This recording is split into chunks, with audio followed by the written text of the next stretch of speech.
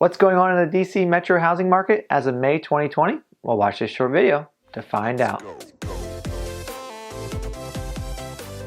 Hi, I'm Blake Davenport with the Davenport Group. I'm a local realtor in the DC metro area, here to share with you short and simple real estate tips. Today we're going to be talking about the status of the housing market in the DC metro area as of May 2020. So since I work for Long & Foster, I'm going to be sharing with you the latest market minute reports. These kind of look at the last month of sales data in comparison to a year ago. So we're looking at April 15th till May 15th and comparing that to 2019. So for instance, if you look at Arlington County, the number of units sold was 196 units. That's down 31% from last year. The active inventory is 256 homes. That's down 12% from last year. The median sales price was $678,000, which is up 5% from last year. The average days on market was 12 days, which is down 40% from last year. The average sold to list price was 100.5%, which is up 0.6% from last year. And the months of supply was 1.3 months, which is actually up 27% from last year. So if you click the link below, you'll have access to all the different reports for all the different zip codes in the DC metro area. So what does all this mean? Well, we're in month 3 of the coronavirus.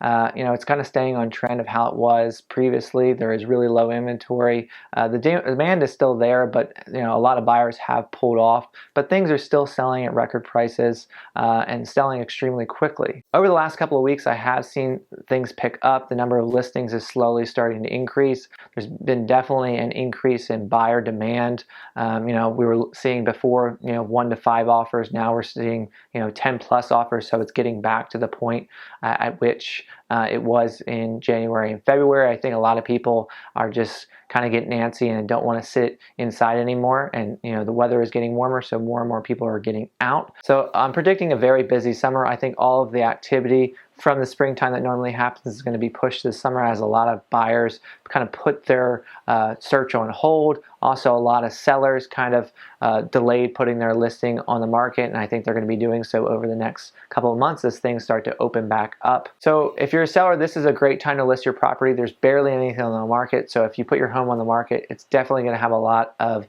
attraction. I'm currently helping a buyer make an offer on a property that's probably had over 100 different showings, and will probably have around 20 different offers on it. So if you're a seller, this is an awesome time to sell. If you're a buyer, be prepared to make a couple of offers. The level of competition is so high right now, and people are getting so desperate in terms of waiving things, escalating very high. So it is very, very tough and competitive to buy a property.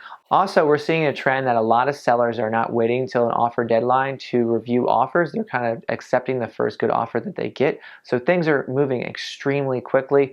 I've had several instances where we went to see the property within the first 24 hours, maybe the next day, and the sellers already had accepted an offer. So they're not waiting. So if you're a buyer and you see something really appealing, you have to get in there immediately. On the mortgage side of things, interest rates are extremely low, still low 3%. They're pretty much as low as they've ever been. A lot of my buyers are now getting below 3%, but depending upon the loan size, but majority of them get in the low 3s. So again, that's another reason why there's so much demand.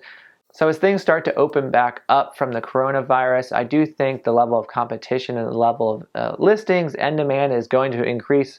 You really should expect an extremely busy summer in terms of real estate. So if you're a buyer, get prepared to compete. If you're a seller, get prepared to look at a lot of offers, because there's a lot of demand out there. That's really what I'm seeing. And I think the next couple of months are going to be some of the most competitive months in the DC metro housing market. Well, there you have it. That's a recap of the DC metro housing market as of May 2020. If you like this video, click the like icon. If you have a comment or have additional thoughts, please let us know in the comments below, or shoot me a message. I'd love to hear from you. If you like this content or the real estate content that we produce, please click the subscribe button or the bell icon to be notified of our next video. But thanks for watching this short real estate tip on the DC housing metro market update. Bye-bye.